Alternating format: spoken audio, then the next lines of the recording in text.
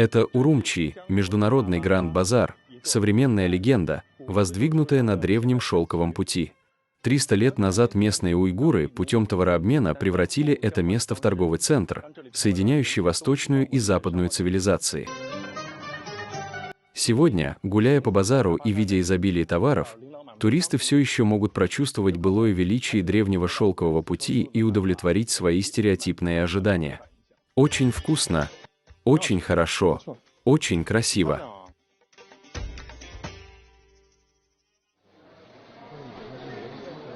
Давай, хозяин, я угадаю цену этого товара. 1000 юаней. Ты шутишь? А почем эти креветки? 25 юаней. Так дешево. Загляните сюда, посмотрите. Но не спешите оформлять заказ после прогулки по Гранд-базару. Мы нашли рынок с более выгодными ценами. Возможно, товары на Гранд-базаре поступают отсюда. Мы ориентируемся именно на Гранд-базар. Вот Бэюаньцунь, Хуалинь – это рынок второго уровня. Товар здесь в розницу чуть выше оптовой цены. Но по сравнению с розничными ценами в городе мы ниже на 20–30%.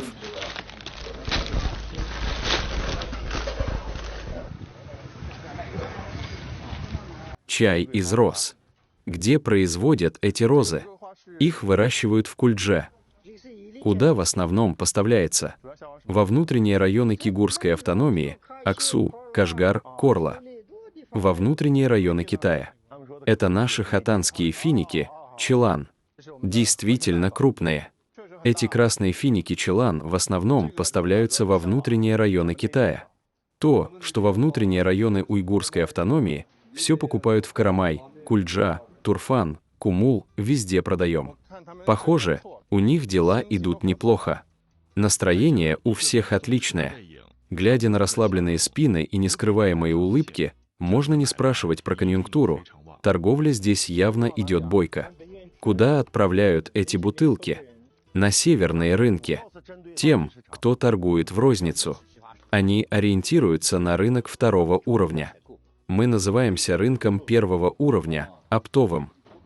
Все издалека приезжают закупаться у нас. Они также занимаются экспортом. Экспортеры закупают очень большие объемы. В последние годы из-за роста экспорта мы дошли даже до Макдональдса. Экспортерам нужны только очищенные грецкие орехи. И неочищенные тоже. Орехов нужно очень много. Куда в основном экспортируют? Больше всего в Россию. Еще в Пакистан, сейчас очень много. Кажется, все страны Средней Азии уже едут к нам. А каково сейчас соотношение экспорта и поставок во внутренние районы? Сейчас на экспорт приходится 70% рынка. Наш спутник, с которым мы ходили, все пробовали и ели, и болтали. Это глава гостиницы «Бинджан» и главная опора для торговцев на оптовом рынке Чжучживэй. Бинджан называется гостиницей, но она уже трансформировалась в платформу внешней торговли уйгурской автономии. Иностранные закупщики, также из России и Средней Азии, продавцы, экспорт. Все осуществляется через этот комплексный канал Бинджан. Основана в 1970 году, Бинджан – это флагман и пионер внешней торговли уйгурской автономии. Внешняя торговля возникла с нуля, и именно Бинджан дал ей начало. Почему мы называемся Бинджан, пограничная гостиница, и не меняем название? Потому что мы занимаемся внешней торговлей более 30 лет. Бренд Бинджан уже завоевал прочную репутацию в 5 странах Центральной Азии. Мы говорим, приезжайте в Бинджан, здесь каждый день как на ярмарке. После окончания ежегодного экспо иностранные гости снова собираются у нас и продают привезенные товары в течение месяца, а затем уезжают. Для иностранных гостей Бинджан олицетворяет место ведения бизнеса с Китаем. В свое время одно это предприятие, Бинджан, обеспечивало 70% всего экспортного оборота уйгурской автономии и 90% оборота Урумчи. В те времена, когда место в Бинджан было дефицитом, этот павильон имел самую высокую арендную плату. Павильон площадью 15 квадратных метров передавался за 1 620 000 юаней. Это самый дорогой павильон, который у нас сдавали. Раньше 90% экспорта уйгурской автономии составляли одежда, обувь и головные уборы. Сейчас это электроника, новые электромобили, 3 новых направления. Их доля постоянно растет и уже достигла 45%. Но основой все еще остаются одежда, обувь и головные уборы. Однако тенденция уже очевидна. Место, где мы сейчас находимся, это наша складская зона. Когда-то именно здесь был утвержден первый в уйгурской автономии государственный порт 2-го класса.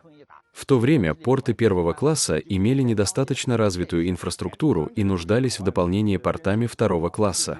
Здесь разместились все таможенные и контрольные службы. После погрузки товаров и таможенного досмотра оформление проходит, и товар напрямую следует в порт 1-го класса для вывоза за границу. Сейчас не нужно проходить повторный досмотр на местной таможне. Хотя мы и не находимся прямо на границе, но здесь можно пройти все процедуры пограничного контроля. Для разных стран разные партии товара. Если товары для Казахстана, вы отправляете в Казахстан. Если для Узбекистана, отправляете в Узбекистан. А вот это в определенной степени отражает прошлое состояние импортно-экспортной торговли уйгурской автономии. В прошлом челночная торговля из Центральной Азии выглядела именно так. Посмотрев на сегодняшнюю торговлю и услышав о прежних моделях сделок, мы поймем, насколько особенным было развитие оптового рынка и гостиницы «Бинджан», и насколько оно уникально. Гостиница «Бинджан» определенно является универсалом в импортно-экспортной торговле. Насмотревшись на эту челночную торговлю, мы покидаем гостиницу «Бинджан» и направляемся на железнодорожный порт, откуда огромные контейнеры с товарами направляются по всему миру. Эти контейнеры погружаются по направлению в Казахстан, а эти — в Узбекистан.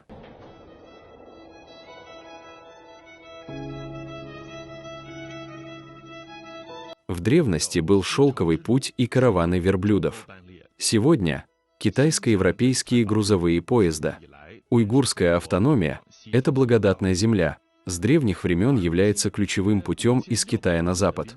А сегодня уйгурская автономия — это около 5600 километров границы, граничит с 8 странами, 19 портов 1-го класса и 12 портов 2-го класса, настоящий одаренный регион.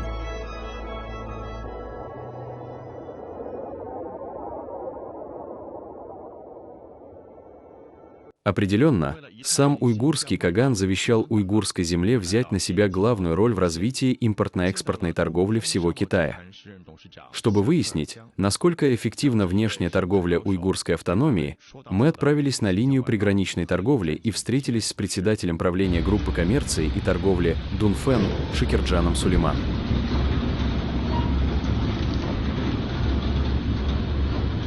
Пусть этот опытный уйгурский предприниматель расскажет нам, почему внешняя торговля уйгурской автономии обладает природными преимуществами.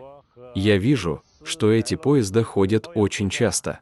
Куда они направляются? В основном в 5 стран Центральной Азии, а также в Россию, Беларусь и другие страны Европы и Азии. Какие товары они в основном перевозят?